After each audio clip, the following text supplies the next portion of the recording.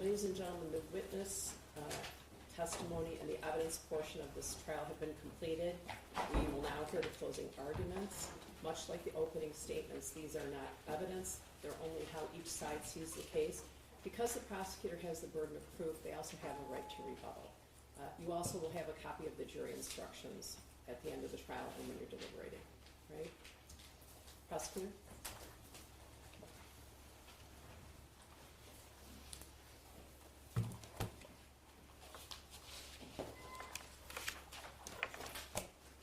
Good afternoon.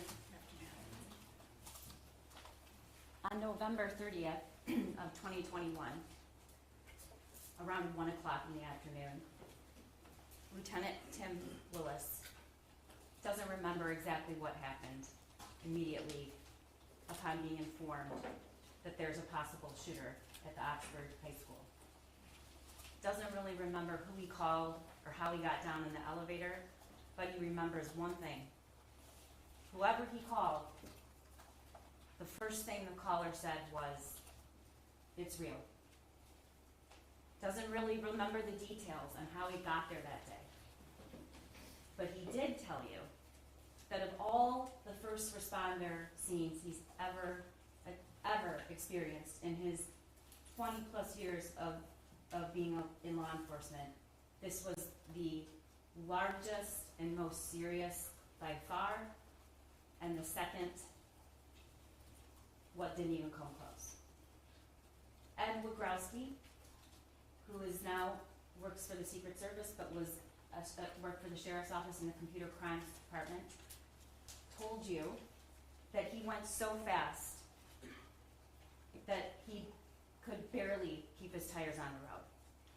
He told you that he will never forget the look on those kids' faces because they looked like zombies. He also told you that in that moment of crisis, he will never forget the looks on the parents' faces who were waiting desperately for their kid to get off those buses.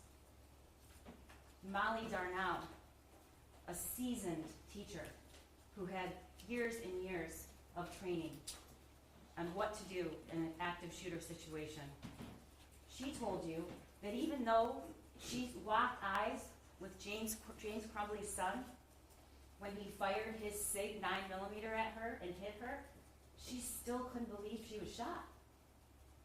She told you that she didn't even put it together when she felt the warmth and burning on her arm.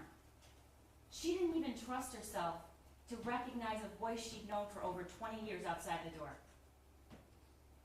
And you heard from Chrissy Gibson Marshall, an assistant principal who had hours and hours of training on what to do in an active shooting situation. And what did she do? She ran towards the shooter. She ran towards the shooter. All the training, all the preparation, and she did the opposite of what she was trained to do and what she tells everybody else to do. Because she couldn't believe it. And even when she saw James Crumbley's son with that gun, she still couldn't believe it. But she wasn't going to leave because Tate needed her help. All four of these individuals trained for years and years and years. Law enforcement, what to do in an active shooting situation. Yet, all four of them, as experienced and trained as they were, had no idea how to accept the reality that this was happening. Which is why Lieutenant Willis remembers it's real. Ladies and gentlemen, those four people, they were adults. Those four trained, experienced people were adults.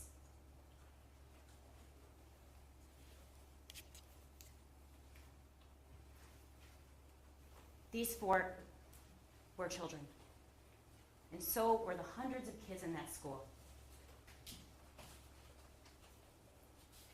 What happened that day is about the deaths of these four children and what James Crumbley did and what he didn't do. The shooter has been sentenced and prosecuted and convicted. He pulled the trigger. James Crumbley is not on trial for what his son did. James Crumbley is on trial for what he did and what he didn't do. James Crumbley had a willful disregard of a known danger and it caused the death of 4 students in Oxford High School on November 30th, 2021. Hannah, Madison, Tate, and Justin.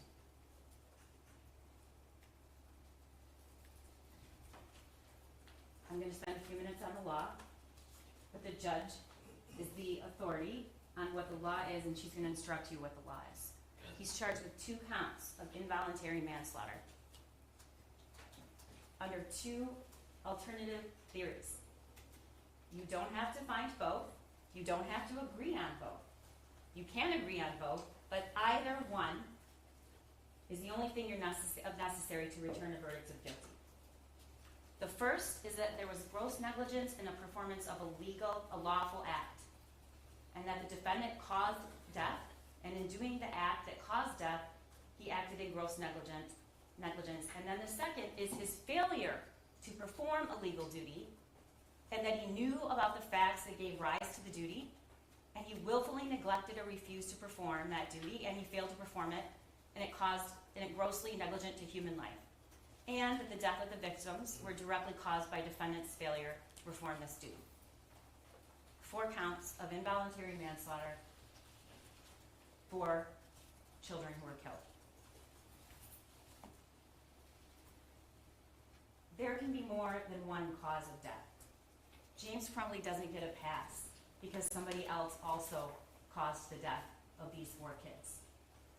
And the judge will instruct you on that. It's not enough that he just made it possible for the deaths of Madison, Tate, Hannah, and Justin. You must find beyond a reasonable doubt that the deaths were the natural or necessary result of his acts or failure to act. You heard the evidence about how each of those kids were killed. And as previously noted, there can be more than one cause of death. In order to find that the death of Madison, Tate, Hannah, and Justin was caused by the defendant, you must also find beyond a reasonable doubt that his son's act of shooting someone was reasonably foreseeable. Not that he knew his son was going to kill 4 people. That is not what I have to prove. Just that it was reasonably foreseeable. What's gross negligence? It's more than carelessness. It's willfully disregarding the results to others that might follow from an act or failure to act. And in order to find that, you have to find that the defendant was grossly negligent, and you must find each of the following three things beyond a reasonable doubt. First, that he knew of the danger to another. That is, he knew there was a situation that required him to take ordinary care to avoid injuring someone else. Second, that he could have avoided injuring another by using ordinary care. And third, that the defendant failed to use ordinary care to prevent injuring another one to a reasonable person. A reasonable person. And it must be apparent that the result was likely to be serious injury. In Michigan, a parent has a legal duty to exercise reasonable care to prevent the minor child from intentionally harming others or prevent the minor child from conducting themselves in a way that creates unreasonable risk of harm to others if the parent knows that they have the ability to control their minor child and knows of the necessity and opportunity for exercising such control. Even before we had safe storage, there was always a legal duty that existed. That newly passed law has no bearing on your legal duty that, as a parent, that you've always had. I said this before, there are 2 theories, two different ways to prove the same crime. If proven, one of these, both of them, are sufficient to establish the crime of involuntary manslaughter. And again, it's not necessary that you all agree on which theory is then proven, as long as you agree that the prosecutors proved at least one of those theories beyond a reasonable doubt.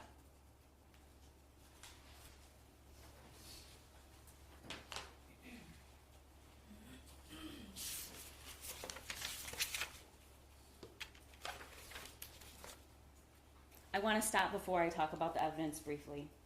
I want to note that everyone appreciates how much care and patience you've taken in listening. It's clear and it's obvious, and I thank you for doing that. There are people, though, who think that the prosecutor's job is just to convict people. And that's just not true. It's our job to present you with the facts and tell the truth and to be advocates, and telling the truth sometimes involves showing you things no one wants to see. Sometimes our job requires to produce evidence and testimony and pictures and images that we don't want to show you and no one wants to see them. But that's our job. That's my job. And it's not our job to sanitize, even though that would be easier. It's my job, and it's Mr. Keith's job, to present all the evidence to you and explain why we think the defendant is guilty beyond a reasonable doubt. Mark Keith told you when this trial started that any number of tragically small efforts could have saved the lives of 4 kids. That it was foreseeable and it was preventable. And the evidence presented in the last 5 days has proven that, ladies and gentlemen. James Crumbley was presented with the easiest, most glaring opportunities to prevent the deaths of these 4 students. And he did nothing. He did nothing. He did nothing over and over and over again. And the evidence shows that. This case is not about holding James Crumbley responsible for what his son did. Again, if he knew exactly what his son was going to do, he'd be charged with murder. It's about his legal duty and his failure to perform it, or to perform it in a negligent way. You heard the testimony of Molly Darnell. She told you that the first thing she saw when she looked through the window and saw the gun being raised towards her was that there was no orange tip, which she had learned previously, she doesn't remember where, meant it's a real gun. That he aimed the gun at chest level and he locked eyes with her, and the bullet landed 6 inches from her heart. Ed Wagrowski, who was a member of the Computer Crimes Unit in the Oakland County Sheriff's Office. He told you about what forensic evaluation of cell phone analysis is. He was qualified as an expert. He described his involvement and observations at the school that day. And he told you that he doesn't really respond to incidents like this. He was in computer crimes. No one comes into the office and says you have to respond to a critical incident, except that day. And you could tell that had a great emotional impact on him. He watched hours and hours and hours of videos and images of that school that day to put together the evidence that we were able to present to you today and through the past 5 days. He reviewed all of it, and he described and then showed you the path and the camera angles of the shooter's path through the school that day. He also presented the messages between Jennifer and James Crumbley and the messages between their son and his friend. He told you that there were over 20,000 text messages between the shooter and that one friend he had. He also told you in 1 year there were only 65 text messages sent between James Crumbley and his father. James Crumbley, who had either worked at home, was in between jobs, or had DoorDash. James Crumbley, who was the person he dropped his son at school every single morning. He told you that the image of the gun that the shooter shared with his dad was deleted. We played the voicemail from the school on November 29th from Pam Fine, talking about his son searching bullets. He presented evidence that he was aware of that because Jennifer told him about it. She texted, "Did he tell you about what happened at school?" James responded, "Yes." He shared with you the defendant's communications on November 30th of 2021. And important to note, he was able to show you exactly the path that he took. Because of the cell phone data, some of you were probably surprised and a little concerned about how much somebody can actually know what you're doing, but it's a lot. And we know exactly where he was, what he did, who he talked to, and so we could trace his steps, which turns out to be some of the most critical evidence in this trial. He showed you through the DoorDash search warrant returns the locations of what James Crumbley was doing from the moment he left the school that morning until the moment he called 911. And only after he learned that there was an active shooter at the school did James Crumbley go home and look for the gun. Even though from 11 o'clock to 1 o'clock, he had 4 DoorDash pickups and passed his house many times. He was within minutes, many times. And you heard the 911 call by James Crumbley about 14 minutes after he arrived home and discovered that the gun was missing. Bob could tell us, he testified, and we showed you images of the hallway in that school when he processed the scene. And you saw pictures of that. And he told you that a total of 50 fired and unfired cartridges were recovered. And that the shooter fired 32 rounds and 18 were unfired. And we know where he got those 50. You saw that. It's when he pointed them out across the counter when he's with his mom standing a little bit behind her and said, 2. And you also know that James probably knew that because when he was at the substation and they asked about where this gun was, who owns the gun, where's the ammo, he described it as he bought 2 boxes, referring to his son. Bob Catellis told you that those are rods placed in where bullet holes have penetrated that glass. And as you can see, and you saw other images, this was somebody who knew how to use a firearm. And Special Agent Brandon told you that's immediately what he observed.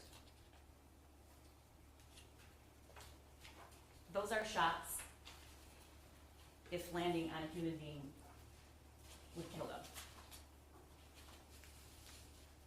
Cammie Batt explained in detail what her requirement is and what she did that day, and that she knew James Crumbley because in June he came in and he bought 2 more guns, one for himself, which the evidence showed, because he told Jennifer how much did your gun cost? It was $300, and then there was another gun, which was his son's, a Derringer, and you saw the Derringer. She told you that she also sold him the 9mm on the 26th, that his son was present with him.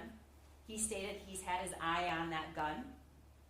She told you that they sell a locking mechanism with each gun they sell, that he was provided the trigger lock statement, and that there was a cable lock with the Sig Sauer when he bought it, and it was provided to him, and the ATF pamphlet solely in existence to warn people, once again, the dangers of firearms with minors. And she told you that regardless of what kind of mechanism they provide, they always provide a tool with anyone who purchases a firearm to make it safe. Sergeant Joe Bryan testified and introduced the video, the recorded statements of James in the substation. James' statements indicate he knew that his son had only one friend and that he left abruptly. He referred to the math worksheet that morning as some doodling on a paper. But that was after the shooting. Before the shooting, we know that he texted Jennifer Crumbley WTF when he saw it. Now he's downplaying it. It's just doodling. When asked how many rounds, he corrected Jennifer and indicated there were a box of 50 rounds that he bought his son. When asked where the gun was, James responded, it was hidden in an armoire, in a case, and the bullets were hidden in a completely different spot underneath some jeans. We're going to get to that. What James didn't say that day, no mention of any lock. No mention that the school wanted them to get their son help that day, and then when they couldn't, within 48 hours.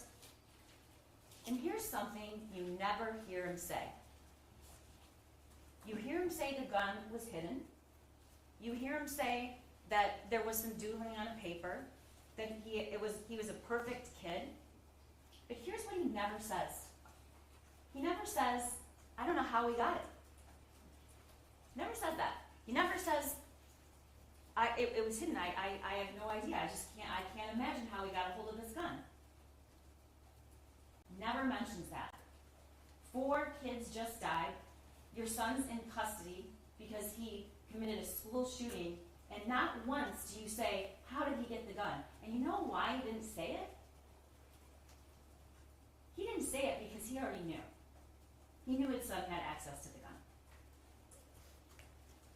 Christy Gibson Marshall, as we just talked about, heard gunshots, saw kids running in a way that wasn't normal, went towards the shooting, identified and spoke to James Crumbley's son, and you saw that video, how she just stood there. Sean Hopkins. Sean Hopkins was a counselor. He testified that the shooter was looking up bullets the day before. He was aware of that. That morning he was told he was watching violent videos. And he told you that even in a 20-minute period of time, he was concerned enough to call parents and ask them to come to school right then. He told you that he said he needed help right away. He wanted them to get him some help right away. He told you that he was very concerned about the images, but his main concern was for the safety of the shooter. He told you he didn't want him to be left alone.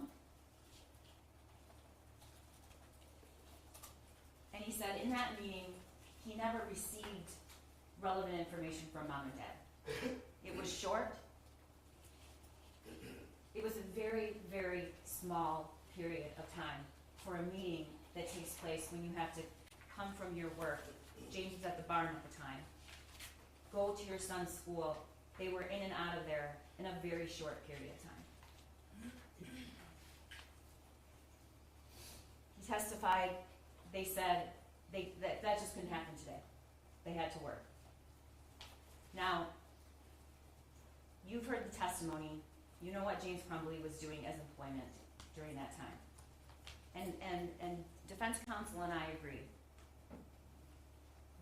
That is a worthy endeavor, being employed regardless of how you choose to do it. But what's important to note is that DoorDash is not something that you can create your own hours. You can work when you want. It's not compulsory. You can work on the weekends. You can work anytime. Nick Ejak, as the Dean of Students, testified that he was also at the meeting, and that James Crumbley seemed irritated. And that at the time they knew only a fraction of what was going on. No one told anybody at the school they just purchased him a gun. Neither one of them, James Crumbley didn't say, you know what, we had this fight before, they mentioned about the fight the night before about grades, but didn't really discuss it as a big deal. Didn't really discuss the gravity of what it was like for his son, who had one social connection to the outside world, and that person abruptly left with, and that his son found out because he just stopped texting him back. And that he was obviously so concerned and upset that he communicated that to his father because his father reached out to the friend's father. He didn't say that. He didn't say that the weapon wasn't secure. He didn't say that there had been signs that something wasn't right. Now, you may not like what the two people who were employed by the school and had contact with the Crumbleys that day did. You may not like it. I don't like all of it either. But my job isn't to present to you the evidence that just looks good for my case. My job is to present evidence to you, all of it, because this is about the truth. But he doesn't get a pass because you don't think the teachers did enough. He doesn't get a pass for that. And the blame shifting is only meant to send a message, I'm not accountable here at all. Even though I bought the weapon. Even though I didn't secure it. Even though I never got help from my son.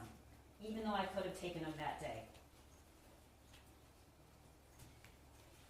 Special Agent Brandon testified where he was when he heard about the shooting, what he did when he got to the school, how he traced the gun, how he found out who owned it. He watched the surveillance. He noticed a couple things that were really concerning to him. One, it was somebody who was proficient with a firearm. He did what's called a combat load, which is unusual. The way his stance was, the shot he took that killed Tate. This wasn't somebody that wasn't experienced with a firearm. And logically, he wanted to know where this person was taught how to handle that weapon, where that minor was taught, that 15-year-old. And he discovered that. He testified that the cable lock that was seen in pictures was sold with the SIG, and it was the cable lock that was seen in the photos. And then he testified that they found that cable lock shoved in another gun box in the kitchen in a cabinet behind a door.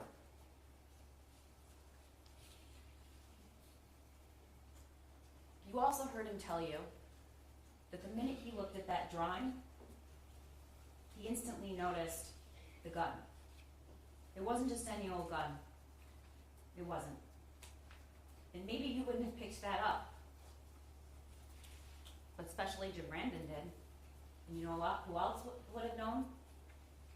The person that purchased the gun, James Crumbley.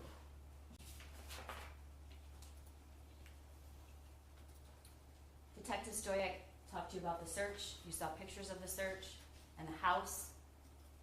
You saw where the gun box and the ammo box were when they searched the house. It was on their bed. You also saw a map and learned a pretty small house. Pretty small. You learned he had 2 bedrooms. And you learned that in that master bedroom, which was small, there was the bed, some nightstands, and 2 other pieces of furniture. The TV stand, where he found the 2 other weapons that were in a gun safe, a locking mechanism, with the code set to 000, which is the default.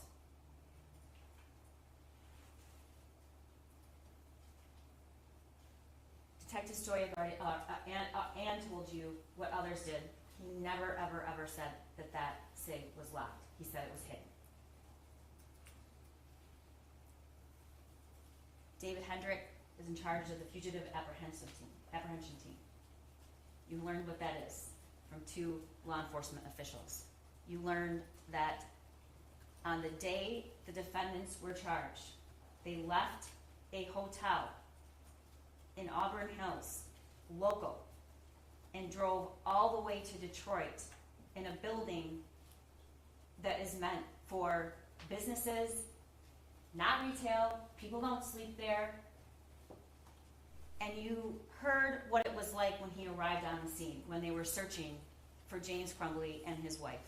You heard through the body cam of the Detroit officer, and you heard from Officer Hendrick, and you heard from Luke Kirtley that it was extremely loud. There were dozens and dozens and dozens of law enforcement, and most of them SWAT. Luke Kirtley told you about how James Crumbley was discovered that night. And the only reason he knew it is because it was all over social media with the description, the license plate, and picture of James Crumbley and Jennifer Crumbley. Why? Because they were charged. And even before they were charged, there was a lot of speculation about them being charged. Luke told you about what that building looks like, what it's for, who's normally there at night, not many people, that he shares a wall with that studio that they were found in, that mattress they pulled in was out in the hallway. He again told you how loud, and that it would have been impossible if he was in his unit not to hear that.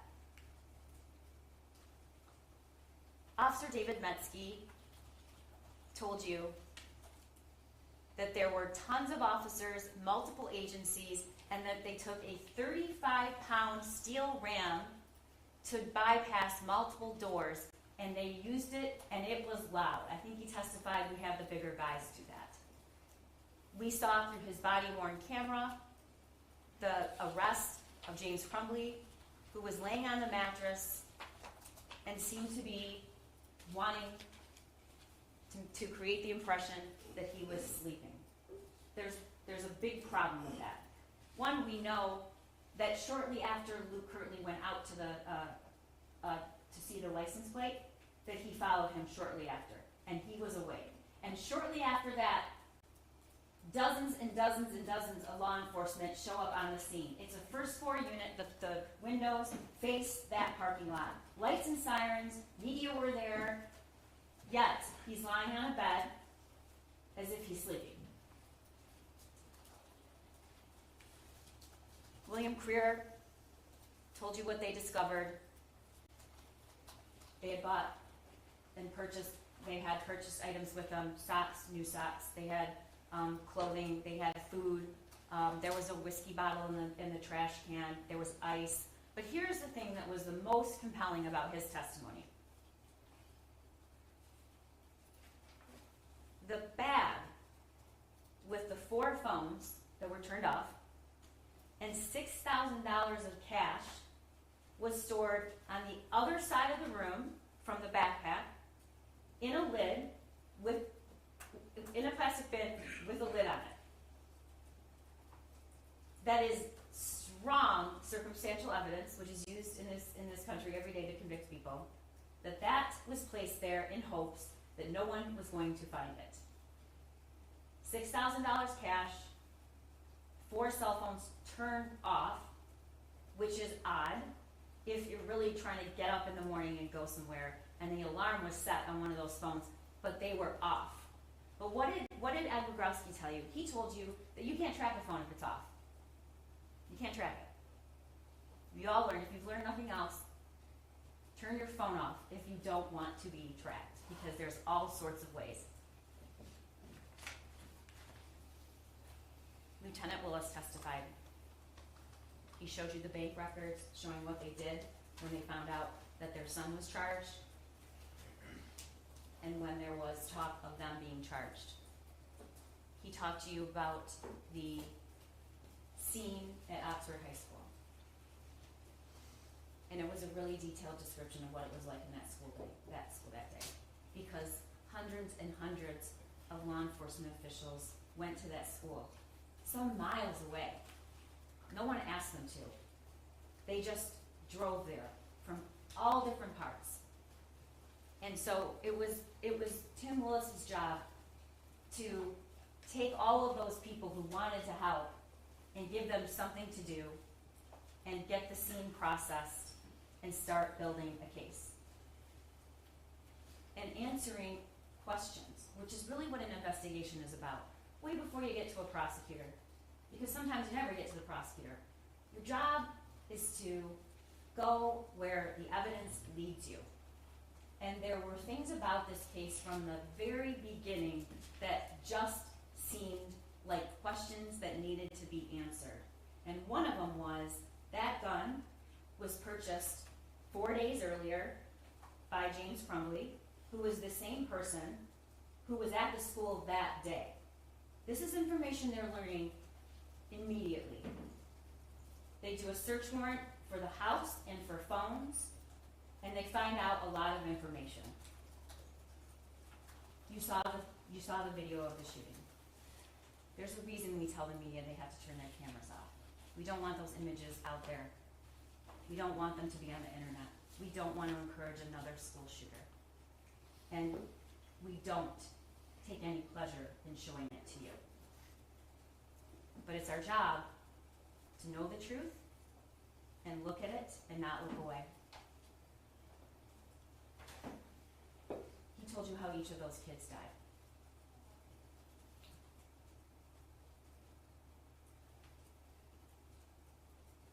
Hannah was hit immediately after he left the bathroom. You saw the image and it was described to you. Madison Baldwin didn't run.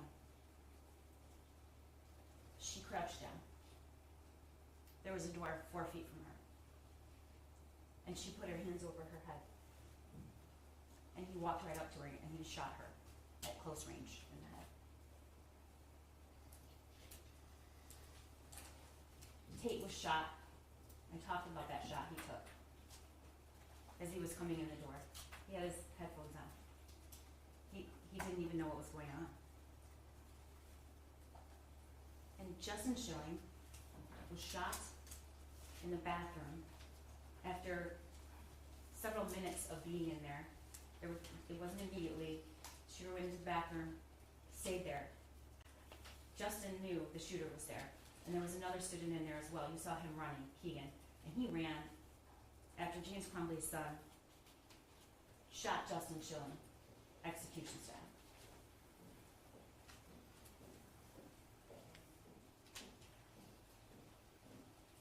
Defendant's son had access to and the use of this gun. It was preventable and it was foreseeable.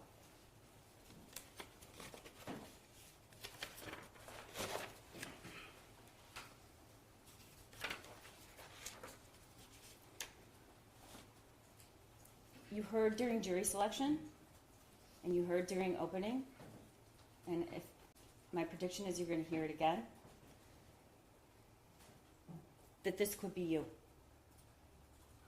This could be any of us. This is their defense, that this could be you if you let your kid drive a car or leave with a sharp object.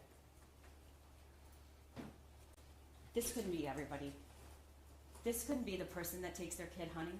This couldn't be the person that buys a gun for their child to use, for their minor child, for their use. That doesn't create a criminal charge, ladies and gentlemen. It couldn't happen simply because you purchased a firearm or simply because you let your kid drive a car. Beware of the claim that this could be you. Beware. It is not the case that finding James Crumbley guilty of gross negligence would result in a criminal charge for every parent who doesn't know what their child is doing at all times. And it is not the case that he was faced with the same normal challenges as parents that we all go through and suddenly found himself in a courtroom being charged with involuntary manslaughter. It is just not the case, and the evidence shows it.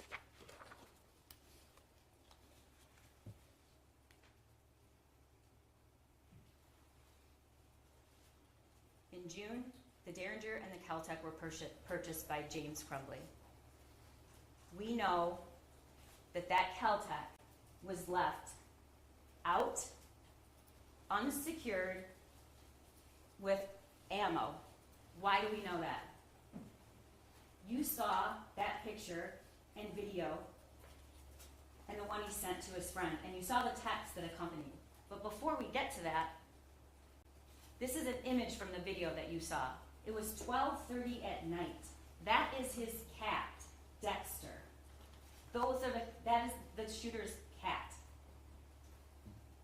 That magazine is loaded, and it was shoved on a table to load it, not a proper or safe way to handle a firearm. And there is a round in the chamber, and the safety is off because red means dead, and Special Agent Brandon told you that. Even if James Crumbley was standing next to his son, that would still be an extremely dangerous way to handle a firearm. But we do know what happened, because he told his friend when he texted it to him. My dad left it out, so I thought, why not? This is precisely the reason there's a legal duty in the state of Michigan to prevent your kid from harming himself or somebody else. All I need is my 9mm pistol, which I currently am begging my dad for. This is from his journal. First off, I got my gun. It's a Sig Sauer 9mm. Second, the shooting is tomorrow. I have access to the gun and the ammo. I have access to the gun and the ammo. Then we have defendant's own statements. James Crumbley said it's a substation. James responded when it asked where the gun was. It was hidden in our armoire in the case, and the bullets were hidden in a completely different spot underneath some jeans. Here's what he doesn't say. Never claims it was locked, never says it was inaccessible to his son, and again, never says or expresses any surprise on how his son got a hold of it. We know he took him to the range. We showed you videos and images of that. In fact, 8 times we know that happened.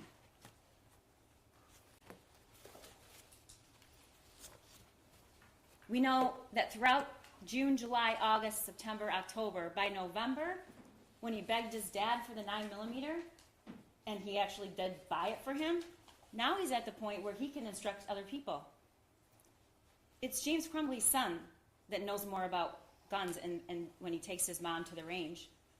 And how did he learn? James Crumbley taught him. He didn't take himself to the range with his dad. This is the shooter 2 days, 1 day after the gun was purchased for him. He's packing it up. What don't you see? The cable lock. It's not even in a case anymore. And there it is. That's the cable lock that was provided that day, with the pamphlet and with the gun. Just the day before. It's already out of the case. Here's where the other 2 guns were found, in that bedroom, in defendant's bedroom, in a safe,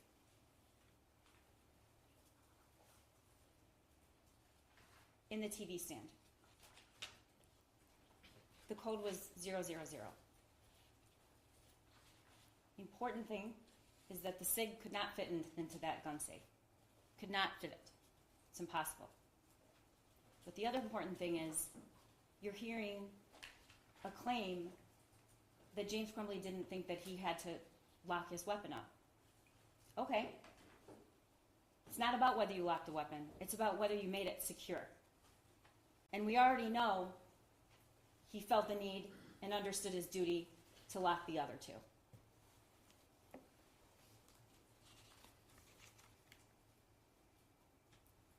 Special Agent Brandon read to you the lines, if he had opened it up, if he had read it, if he had believed it,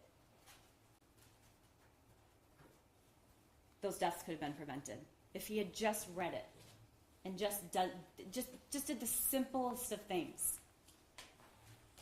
This is the crime scene. There were 32 shots fired that day by James Crumbley's son. How do we know this was foreseeable? The shooter says in his journal, "I have zero help for my mental problems, and it's causing me to shoot up the fucking school." You heard a lot during jury selection and opening about kids exaggerate to their friends. This is his journal. He's not sending it to a friend. He's expressing his state, which was desperate because he needed help. I want help, but my parents don't listen to me, so I can't get any help. My parents won't listen to me about help or a therapist. I can't even say with a straight face or even find a way to explain the rationale behind a 15-year-old that desperate writing that in a journal because he was exaggerating or lying. We have the text between James Crumbley's son and his friend about exactly what he wrote about in the journal. He hears people talking to someone in the distance. I actually asked my dad to take me to the doctor yesterday, but he just gave me some pills and told me to suck it up. Again, teenagers exaggerating to make themselves look better, to impress. None of these text messages to his friend make him look better. None of them make him look impressive. They just make him look desperate and sad and wanting help. I'm having bad insomnia and paranoia. I need help. I was thinking I could call 911 so I could go to the hospital. This was in April. But then my parents would be really pissed. I'm going to ask my parents to go to the doctors tomorrow or Tuesday again. But this time I'm going to tell them about the voices. And then on April 5th, like I am mentally and physically dying. What did James Crumbley know? He knew the family dog had died. A grandmother had just died. His son's only friend, the one person he had any social contact with, abruptly leaving, can't even text him. Knew his son was completely isolated. Knew he had looked up bullets the day before. Knew he was upset the night before. Knew he had been watching videos that morning, violent videos. And then he sees that drawing.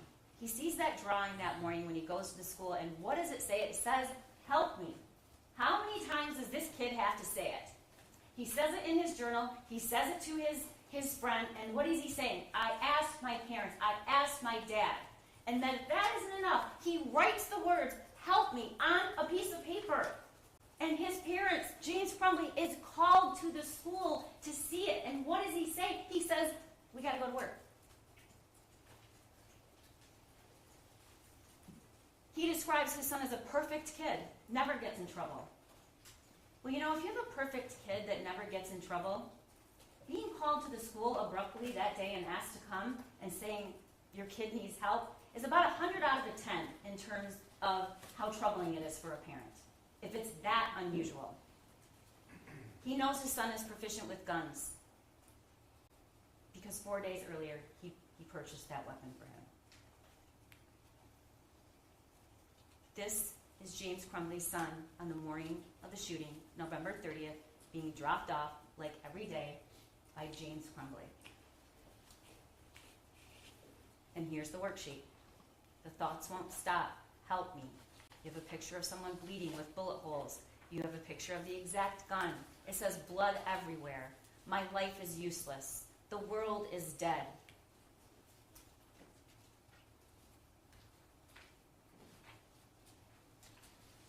This is the worksheet James Crumbley looked at when it was texted to him. This is the worksheet he sat and looked at when he sat in that counselor's office. Those are the words he was reading when his wife said, "We can't do that today. We have to work." And he said nothing. And he leaves with a piece of paper with the names to call. This is what he was looking at. And there's the piece of paper. It took just one tragically small measure of ordinary care to avoid 4 deaths.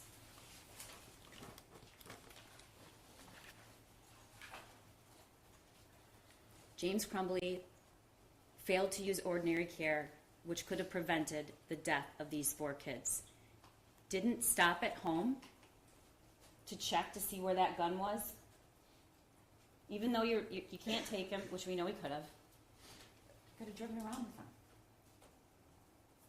He could have not done any DoorDash run until Jennifer comes back from work. He could have gone to see where that gun was. We know that in his DoorDashing, he was minutes away from 11 o'clock to 1 o'clock. He didn't search or ask to see the backpack. Never thought then to say, "Hey, can I talk to you out in the hall?" Or, "Hey, where's that gun?" Didn't ask his son where that gun was. Didn't check the journal, despite acknowledging he had one. Didn't lock and secure ammunition. Didn't lock or secure the gun. Didn't take his son home. Didn't take him to get this care that a counselor's telling you he needs. Didn't say, "We bought him a gun 4 days ago as an early Christmas present." And didn't tell the school much relevant information at all. And Sean Hopkins told you that. He also didn't disclose any of the instances that you were shown throughout this trial. That there was a message in March about him doing something stupid. Jennifer Crumbley was concerned about it. James was always home. "Is he home yet? Is he home yet? Is he home yet? Leave me alone, I have to work. He's fine," is what he says. The incident about giving him melatonin and him being worked up. Didn't tell him that he'd asked him for help and asked to go to the doctor. Told him to suck it up. Didn't say about the friend and how it was his only person he ever had any social contact with. That there were multiple guns in the home, that he was begging for a 9mm. James Crumbley never even shot that gun. He didn't fire it once. He had it, he purchased it on Friday. On Saturday, he was gone all day doing DoorDash. On Sunday, he was gone all day doing DoorDash. And that he wants you to believe he had this secure hiding spot. What, it was a hiding spot for 1 day? We know it wasn't there on Saturday. We have the shooter taking pictures of it. And we know the cable lock isn't around. And we know Jennifer leaves. He's alone with this gun. Didn't say that it was identical to the one in the drawing. Didn't say he bought 50 rounds to take home. Expensive rounds to use at a range. This is the DoorDash information from 11 o'clock to 1 o'clock. And all of the times he passed that house. He was within minutes. We know that he was absolutely concerned about this worksheet until after the shooting in the substation where he says it was doodling. We also know that not once on any of his devices did we find any searches or information he was trying to get about firearm safety or how to make sure a minor doesn't get a hold of it, laws, any of it, until after the shooting. We know that at 10:37, he arrives at school. His son leaves at 10:52. They're gone by 10:53. At 11, he logs on to DoorDash. He completes 4 orders. He tells us in the 911 call and at the substation, he saw cop cars. We know that 12:51, the shooting starts, and we start to see students and parents, we heard, arrive at the Meijer. They're being told by dispatch that's where their reunification time is. James drops off his last order at 1:01. The email comes out from the school at 1:09. At 1:11, James is in the Meyer parking lot.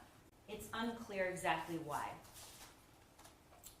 He calls his wife for 57 seconds. That's the call lasts 57 seconds. He's on the phone with her for 10 minutes and 19 seconds. He gets home at 1:20. During that call, she texts her boss, the gun is gone and so are the bullets. So we know that by 1:23, both of them had knowledge about that. He calls her again, 1:30 to 1:33, another 3 minutes, and finally calls 911 at 1:34.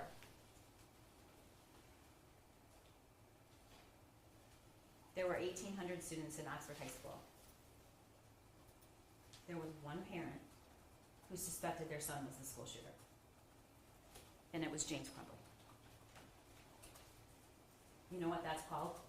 It's called foreseeability. That's what that's called.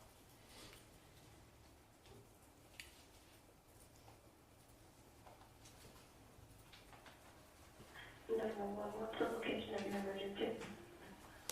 Okay, I'm not really sure. I'm at my house.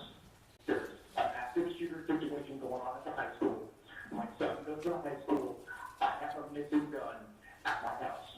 I need an officer to come to my house right away, please. Okay, I'm not going to be able to send anybody to your house right now, sir. They're on the active shooter situation right now. I understand that. There's a million cops there. I have a missing gun, and my son is at the school, and we had to go meet with the counselor this morning because of something that he wrote on a test paper, and then I went down and I saw a whole bunch of cops going somewhere, and I made sure that I wanted to get to the hospital, see if someone was going to the hospital, and then somebody told me that there was an active shooter, and then I raced home just to find out. Okay, and I think my son took the gun. I don't know. It's him. I don't know what's going on. I'm really freaking out. My son's name is Ethan Crumbley. Crumbley. You know who you are. All right, sir, I'm going to put you on hold for just a second, okay? After Dr. Cookman come in and see if I can do anything for you, okay? I'm going to put you on hold. Thank you. Okay, then.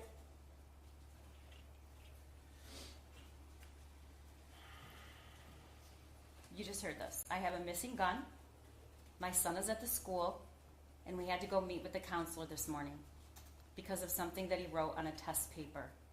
And then I saw cops going somewhere. I wanted to go to the school, see what was going on. I heard about the active shooter, and I raced home just to, find out. We don't have to discover or argue about whether or not he was put on notice that something was really, really wrong. He says it. He says it. He calls and he says, because of this meeting at the school, and because I have a gun, I went home to look for it when he heard about the shooting. So the question of whether or not that did concern him, it's not a question. We know it concerned him because he said it.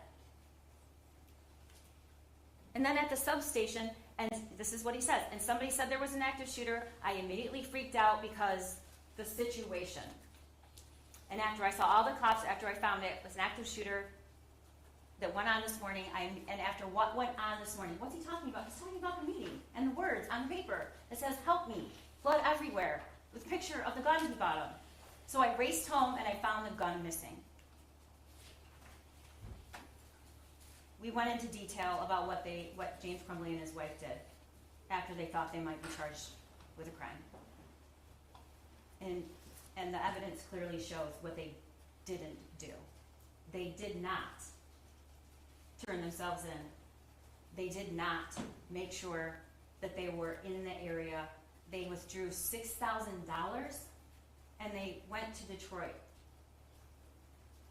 and turned the car around so the license plate is not facing, and didn't go out and buy that stuff themselves. They sent somebody else. And lastly, defendant conflicts his own statements. At the substation, the drawing was doodling. When he receives it from his wife, he's concerned, my God, WTF. He says at the substation, I immediately raced home and found the gun, and that's when I called you. I called you guys right away. It was 14 minutes after he got home. You think your kid has this gun, you know he does. You know he's really upset, you know the words he wrote, you suspect he's the shooter, and you wait 14 minutes to call 911? He doesn't know when a shooting started or when it ended. I think he owed something to the parents and the kids in that school to at least try, once he did figure out that the gun was gone, which any reasonable person would have known. But why lie and say you call right away? You called after a 10-minute conversation with your wife. At the substation, he's a perfect kid, doesn't get into trouble, yet he was looking up bullets, and yet they were called to the school and the drawing. He doesn't say that, or what the drawing was really about. It's a downplaying situation, and then he says the gun was hidden. And again, never once, I don't know how he got it. Never once says that.